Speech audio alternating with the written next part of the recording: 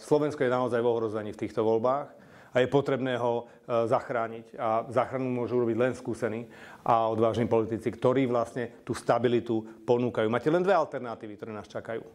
Buď stabilná sociálna vláda, Smer, Hlas a dajme tomu SNS, alebo to bude pravicový zlepenec za posledných 20 rokov, ktorý sa vždy rozpadol.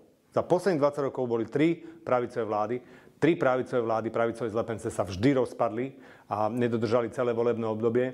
A vždy boli také škody po nich, ktoré sa roky naprávali. Nemôžete ľudí ignorovať a deliť ich, že to je demokratický volič, nedemokratický volič, fašistický volič, liberálny volič alebo blbec volič, ktorý volí nejakého idiota.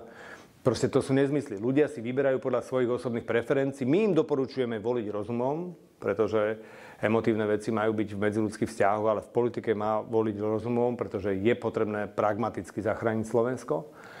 A z môjho pohľadu každý, kto sa do parlamentu dostane, reprezentuje nejakú voličskú skupinu. A nikto z politikov nemá právo odpisovať tú skupinu, že tá si nezaslúži také práva. Pamätáte si, keď hovoril, že vy, čo sa nechcete dať zaočkovať, nebudete mať zdravotnú starostlivosť. Veď si na ňu celý život prispievali. Kto on je ten politik, že si dovolí povedať niekomu, kto celý život si platí zdravotné, že zrazu ho nebudú ošetrovať? To sú fašistické metódy. A v rámci hesla, ktoré Progresívne Slovensko má, či už počas covidu, kedy dokonca chceli povinné očkovanie, či už v Bratislave, neviem, ako sa vám cestuje momentálne po Bratislave, kde vám Progresívne Slovensko odkáže, zvyknite si. Zvyknite si na dopravu v Bratislave, zvyknite si na cenu potravín. Včera povedal pán Šimečka v Markíze, že sú vysoké, no však si zvyknite. Ceny potravín sú vysoké všade vo svete.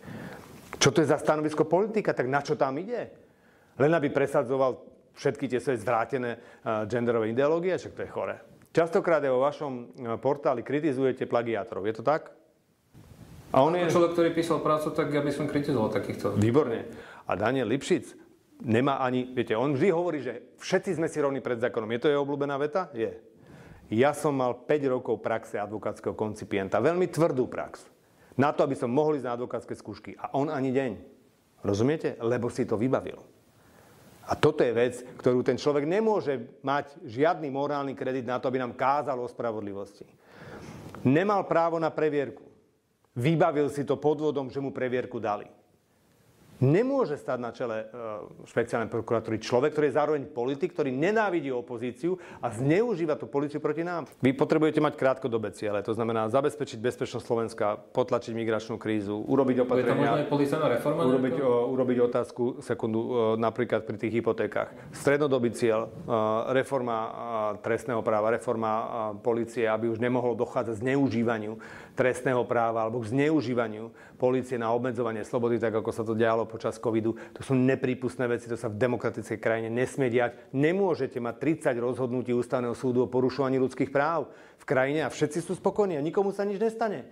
Veď keď tí ľudia začnú žiadať odškodné, kto to bude na konci dňa platiť? Vy zo svojich daní. Chcete sa podieľať na tom, že budete platiť nejaké pokuty ľudí, za ktoré vy nemôžete? To je neprípustné.